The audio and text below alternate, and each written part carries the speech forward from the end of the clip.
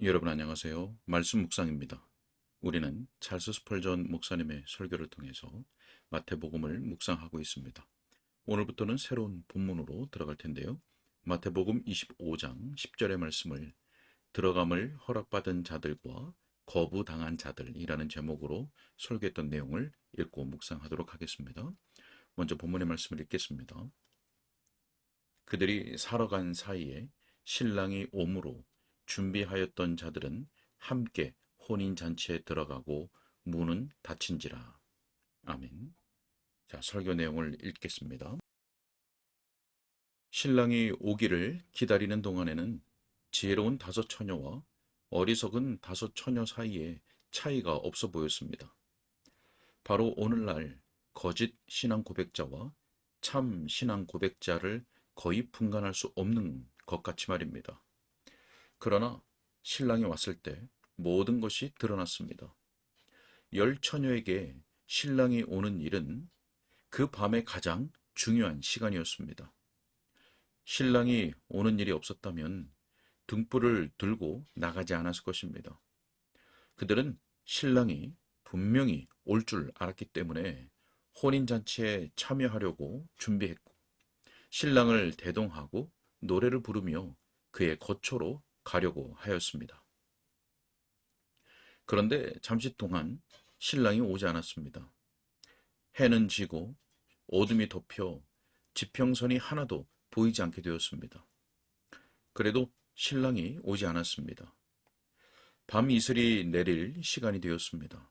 그런데도 오지 않았습니다. 기다리는 시간이 지루하였습니다.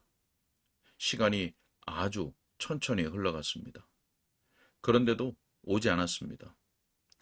기다리는 시간이 길어지고 밤이 깊었습니다. 별들이 눈에 띄었습니다.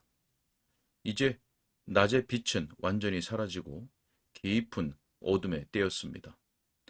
기다리는 처녀들의 눈꺼풀이 무거워지고 계속 눈 뜨고 있기가 어려워졌습니다.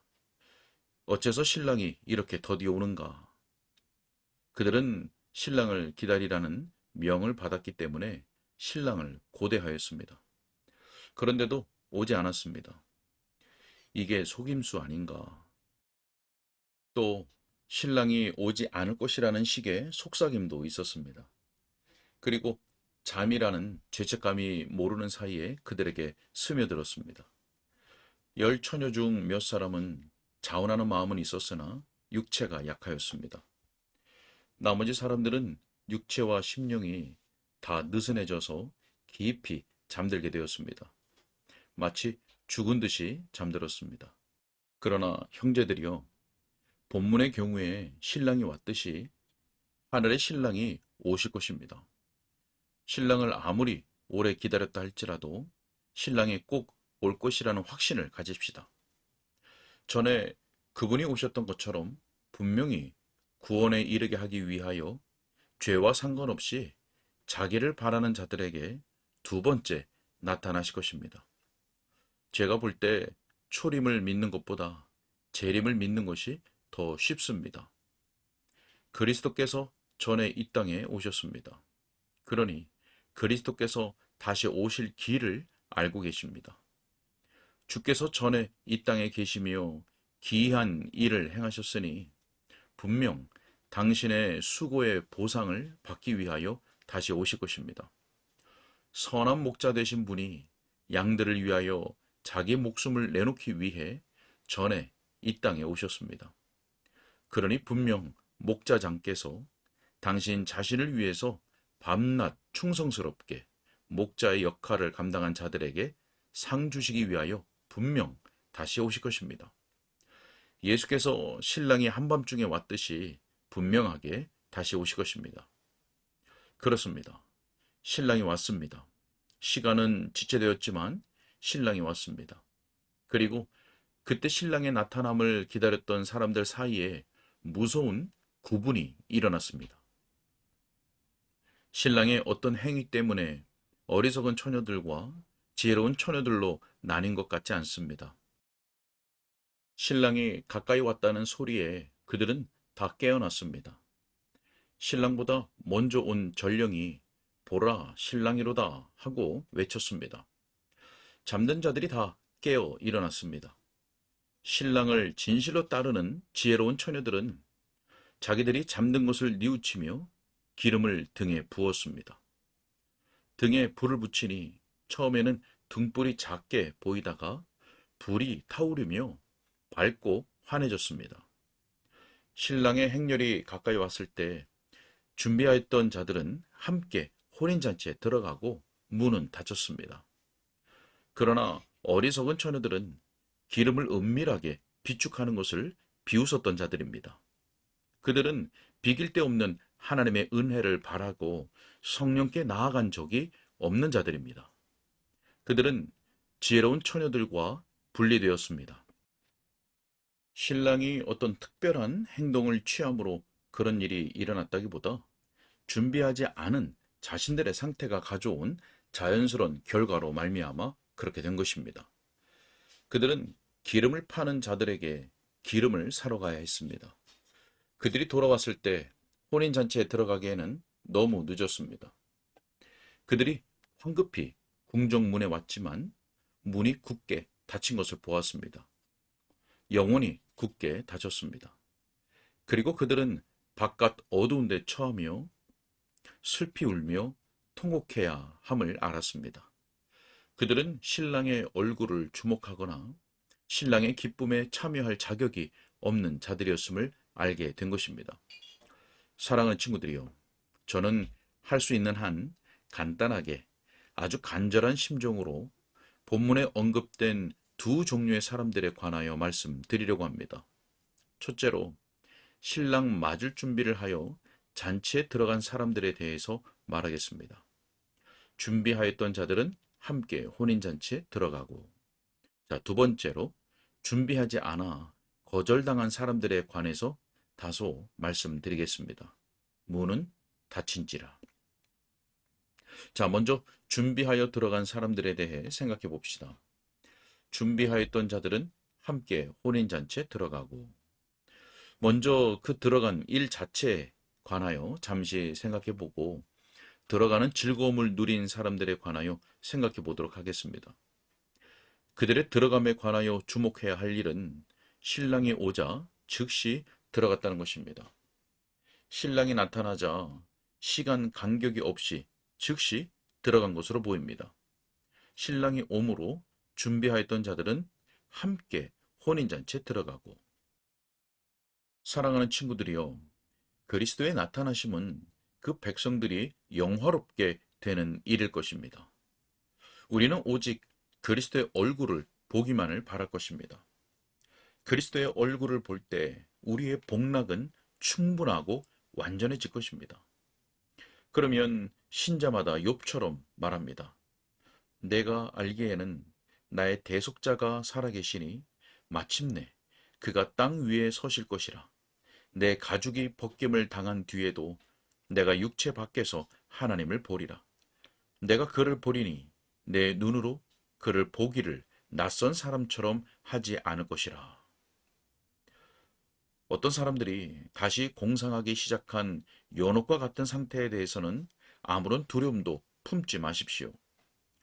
교황의 금고를 채웠던 거짓말, 곧 종교개혁자들이 연옥 소매치기라고 이름을 바르게 붙인 그 거짓말은 무수한 불멸의 영혼들에게 저주였습니다.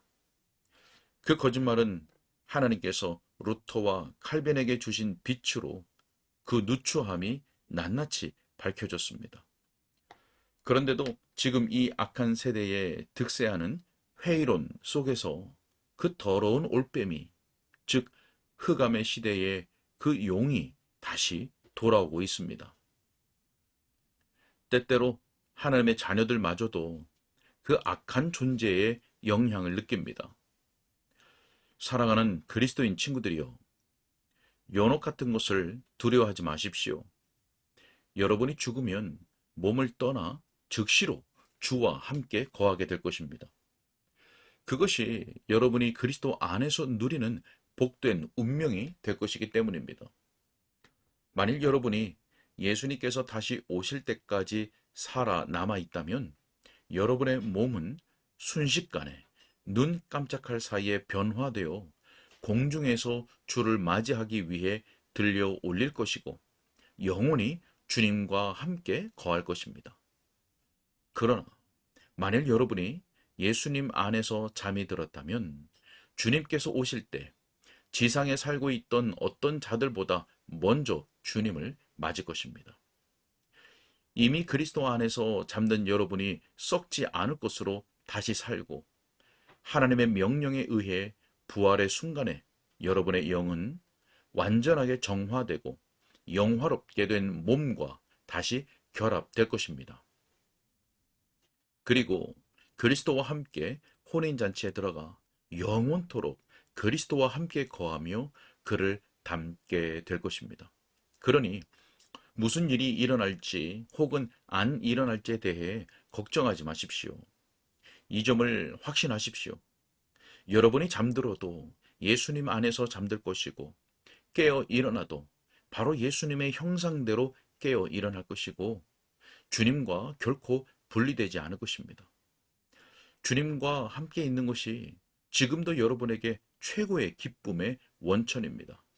그리고 주님의 나라에 함께 참여하는 것이 영원토록 여러분의 기쁨이 될 것입니다. 자, 다음으로 주목할 것은 지혜로운 처녀들이 혼인잔치에 들어가는 일은 즉시 일어났을 뿐 아니라 그 들어감이 친밀하였다는 사실입니다.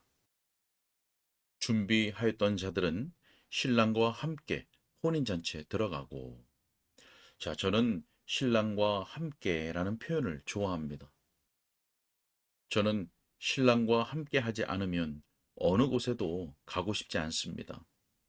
어디든지 신랑과 함께 갈 수 있다면 신랑이 어디로 인도하든지 내게는 행복한 날이 될 것입니다. 신랑이 나타남을 사모하는 모든 자들에게 그러할 것입니다.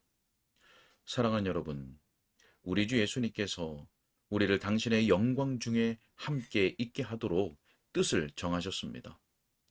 예수님께서 마지막 유언으로 말씀하신 다음 구절을 들어보십시오. 아버지여, 내게 주신 자도 나 있는 곳에 나와 함께 있어. 아버지께서 창세전부터 나를 사랑하심으로 내게 주신 나의 영광을 그들로 보게 하시기를 원하옵나이다.